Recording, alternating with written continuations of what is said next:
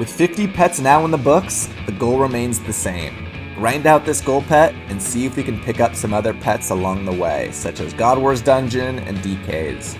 It's been an absolute pain to just acquire the Griffin Slayer task, and I have started to see some other pet hunters starting to use Steve instead of Duradel.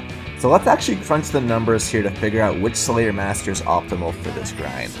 Now first of all, you can't just take a look at the task weightings on the wiki and go off of whichever Slayer Master has the higher number. That's not an apples to apples comparison, because Duradel actually assigned 327 different tasks, while Steve only assigns 294. So Duradel's list is actually a little bit more bloated.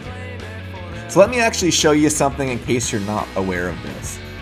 At some point in the last few months, Jagex actually added a Slayer task list option where you can see every task a Slayer Master assigns and the percentage chance of getting that task. For Duradel, we can see here that Griffins have a 3.4% chance of assignment, and over at Steve, it looks like he gives a 3.7% chance. So off the rip here, it does look like Steve is going to be best, but we do also have to take into account that Duradel assigns more Griffins than Steve on average, assigning an average of 235 if you have the task now extended, compared to Steve, who only assigns 220 on average. We multiplied the percentage chance by the average task amount to get our apples to apples comparison. So it looks like for every 100 Slayer tasks, it looks like you can expect to get 814 Griffins on task from Steve, while only 799 from Duradel. So it is really close, but Steve is actually slightly better if you're in a situation like mine where you're really just looking for the one Slayer task. So long story short, we did switch to Steve for tasks moving forward, especially since he does also give more Jad tasks, and I'm looking for that Jad pet as well. I do get asked fairly often which Slayer Master is best for a certain task, so I figured I'd walk you through how you're able to calc that for yourself. Teach a man to fish, as they say. The total KC at Griffin is now 519, so still quite a ways from that drop rate, but that's okay, we got plenty of other pets that we're still working on here as well. Though I actually had a revelation at Soul Wars the other day. The main melee weapon I've been rocking there has been the Fang. Now a year back, Jagex actually made a change where you could use the VLS in Soul Wars as well. When it comes to PvP, the VLS just outclasses the Fang in every way. They have the same speed, but the VLS has an extra plus 16 accuracy and a huge plus 15% strength bonus. I didn't have a VLS because I've never gotten into Bounty Hunter, and I thought that was the only place where you could pick one up. And I actually found out that you can also buy it from the LMS shop for 300 points.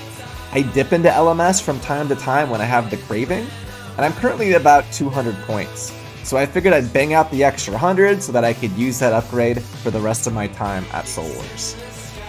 As most of you probably know, LMS has had a bot problem since the beginning of time.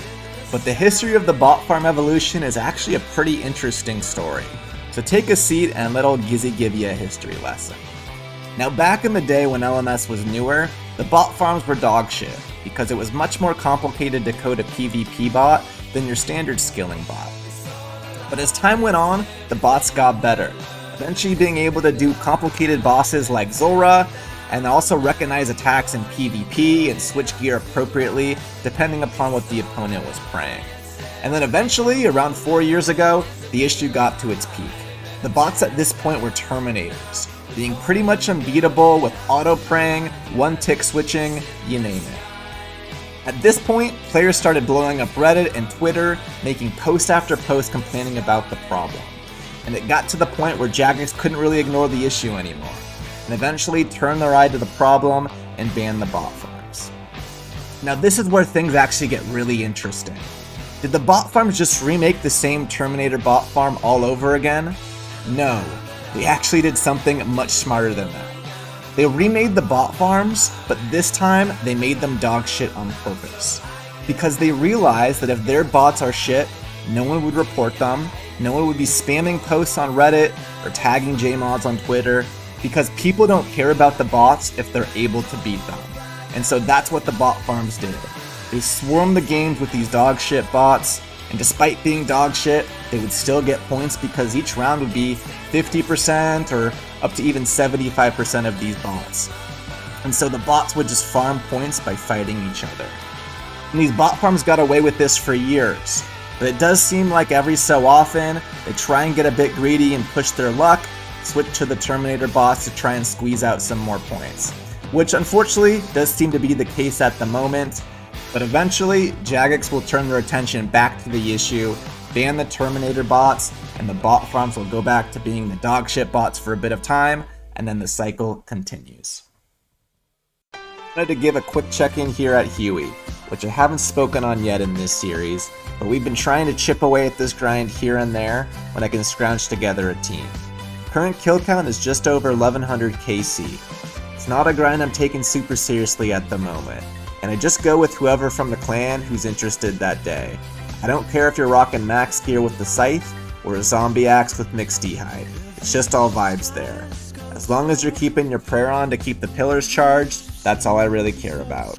The standard team size I'm rolling with is usually 3 to 5 people, 3 minimum to ensure we're able to charge the pillars for that damage boost.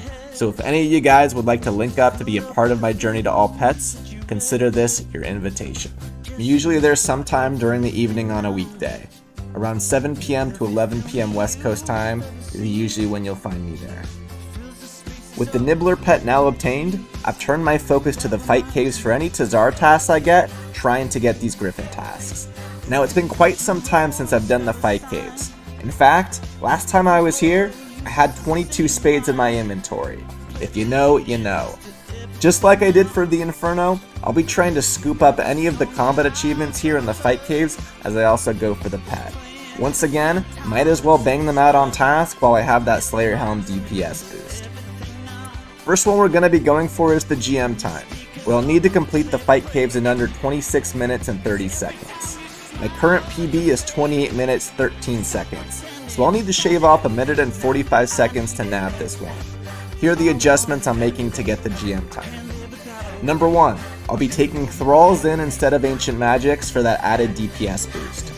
Number 2, I'll be taking Chins in to deal with the mini blobs. Usually I've taken care of those through Ancient Magics, but as I've just said, I'll be taking Thralls in for this run.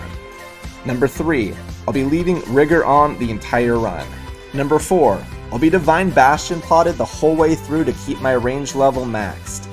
And number 5, I'll be using a plugin called FC Spawn Predictor, which will tell me where the monsters will be starting on the next wave, so that I can be sure to position myself appropriately to try and limit downtime. I think with these adjustments, this one should be cake to knock out, especially since I'm rocking max gear, but let's see how this one goes.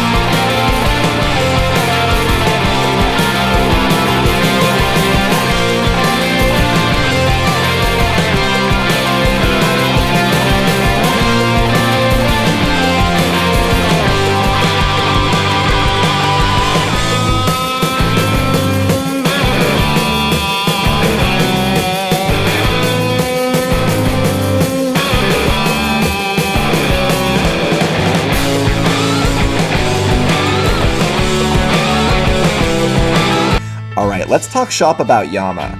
We are now over 1500 kill count here at Yama, and missing the chest plate and of course the pet on the collection log. Recently, I've linked up with my boy Mantis for duos here. He takes care of the horn, and I Elder Maul spec to start us off with each kill.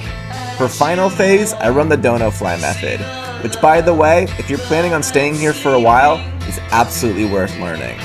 I remember when I first watched No Monkey's video on it and thinking, Jesus Christ, that looks like the sweatiest shit of all time, but dude, it actually makes the final phase brain dead easy. The reason is because you just naturally dodge the firewall and also just naturally wave skip. It's only going to take you an hour or so to get down, and the beauty of learning it is that if you fuck up and Yama hits you, you can always just hop out and go back to maging for the rest of the kill. If you have the Infernal Cape, you absolutely have the skill set to do the Dono Fly, and trust me, it's gonna be worth it to learn.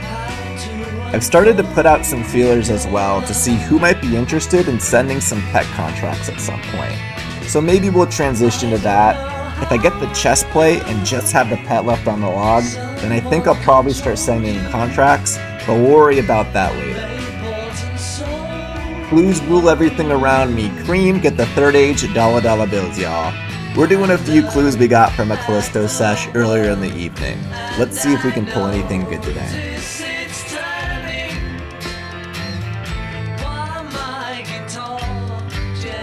No way! No way! Oh my god! I didn't even mean to open it! Oh my god! No fucking shot! Oh my god! Holy shit! Oh my god. That's insane! Literally the hardest pet in the game is done. And just like that, the pet I've been worried about for years, the one pet I felt like could prevent me from accomplishing the all-pet goal, is now done. I'm on cloud 9 and feeling invincible. I'm looking at a list of the longest pets hours-wise, and I've got the top 10. I feel like I'm going into the fourth quarter of a football game with an 18-point lead. And at this point, I've got a feeling that the all-pet journey is going to be over before both you and I know it. But hey, I don't want to get ahead of myself either. There's plenty of game left, and I'm planning on savoring every minute of it. Thanks for watching.